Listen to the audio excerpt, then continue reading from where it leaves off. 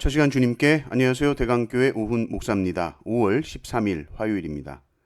하나님 우리 주신 말씀은 열왕기상 8장 1절에서 11절까지 말씀입니다.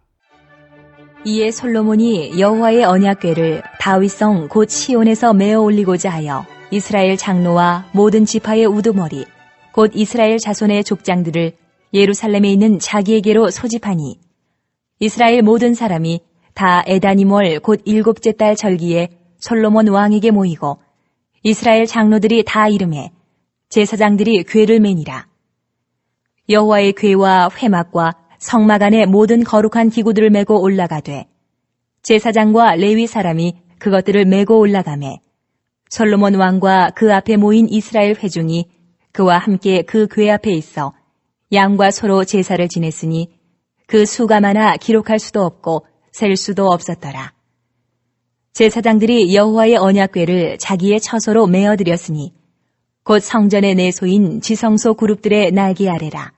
그룹들이 그 궤 처소 위에서 날개를 펴서 궤와 그 채를 덮었는데 채가 길므로 채 끝이 내소 앞 성소에서 보이나 밖에서는 보이지 아니하며 그 채는 오늘까지 그곳에 있으며 그 궤 안에는 두 돌판 외에 아무것도 없으니 이것은 이스라엘 자손이 애굽 땅에서 나온 후 여호와께서 저희와 언약을 맺으실 때에 모세가 호렙에서 그 안에 넣은 것이더라.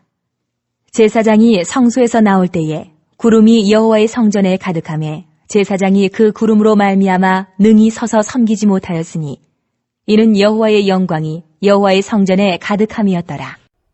아멘. 본문에서 솔로몬은 온 이스라엘의 장로들과 족장들을 불러 모읍니다. 그리고 하나님의 언약궤를 성전으로 옮깁니다. 이 언약궤는 하나님의 임재의 상징이죠. 언약궤가 들어온다는 것은 하나님이 들어오시는 겁니다.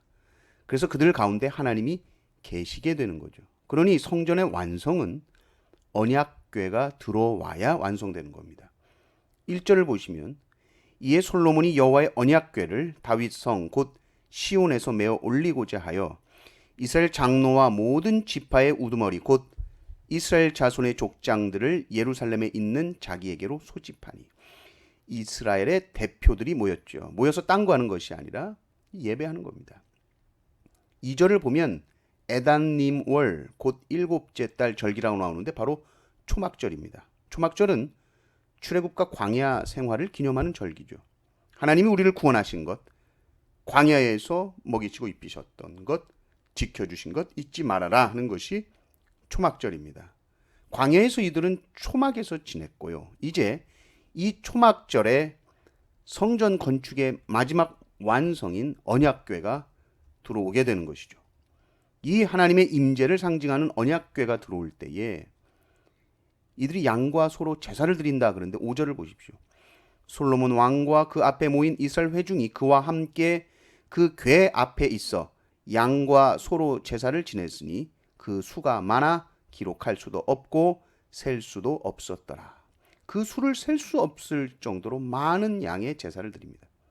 이것은 최대의 경외와 감사를 하나님 앞에 드렸다는 것입니다. 이 언약궤가 들어온다라는 것이 그만큼 중요하다. 이게 핵심이다. 하나님의 임재 앞에서 하나님의 언약궤 앞에서 최대치의 헌신을 드리는 모습이죠. 그리고 이 언약궤를 이제 지성소 안으로 들여 놓습니다.